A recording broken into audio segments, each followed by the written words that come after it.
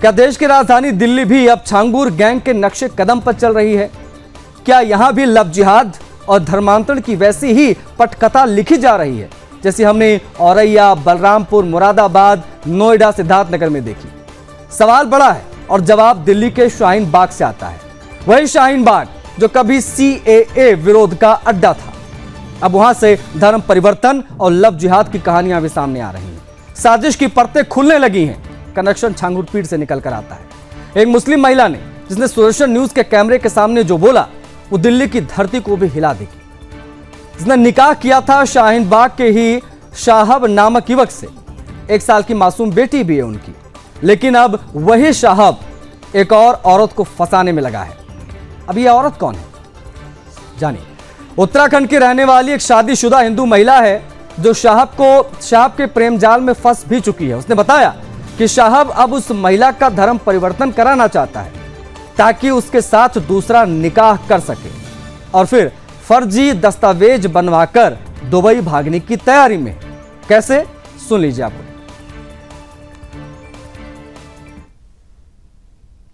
देश की राजधानी के अंदर कैसे लव जिहाद के मामले तो आपने देखे ही होंगे। कैसे एक विशेष समुदाय के लोग हिंदू लड़कियों को बरगलाकर अपने प्यार के जाल के अंदर फंसा रहे हैं।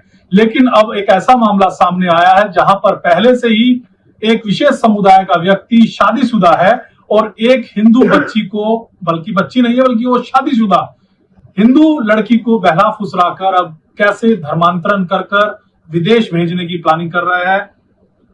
उनकी बीवी हमारे साथ में है। क्या कुछ हुआ था, कहाँ रहते हैं और आपके पति हैं जो क्या हिंदू लड़की से शादी कर रहे हैं वो?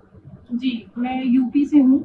ठीक है, मेरी शादी हुई थी 2 साल पहले शाहब खान के साथ। मेरी उसके साथ शादी हुई थी, हम लोग बहुत खुश थे। वो मेरा बहुत ज्यादा ख्याल भी रखता था, सारी चीजें करता था, सब हुआ था।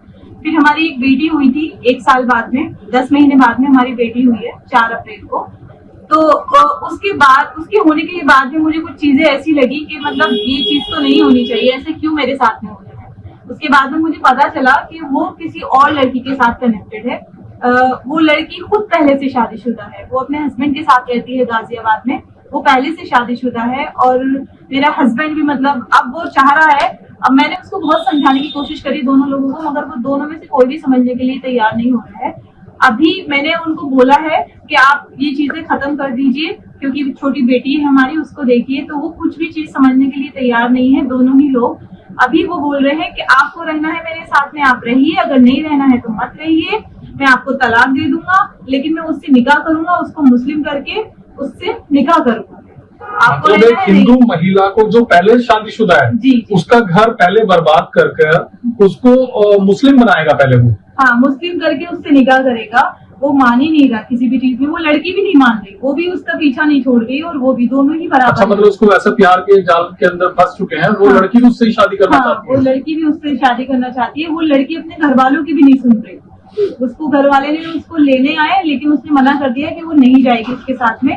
और ये लोग बाहर जाने का प्लान कर रहे हैं, इंडिया से बाहर जाएंगे, मे बी दुबई शायद।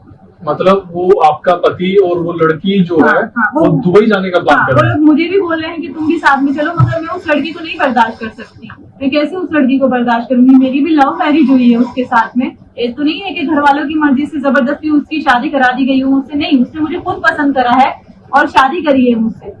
और ऐसे थोड़ी होता है कि अब वो किसी और के प्यार में पड़ गया है। ऐसे कैसे किसी और से प्यार हो जाएगा जब उसको मुझसे हो गया था? मतलब ये कह रहा है कि आप भी रहो और वो हिंदू लड़की भी रहेगी। हाँ, दोनों को साथ रखना चाहता है। साथ रखना चाहता है, बोल रहा है।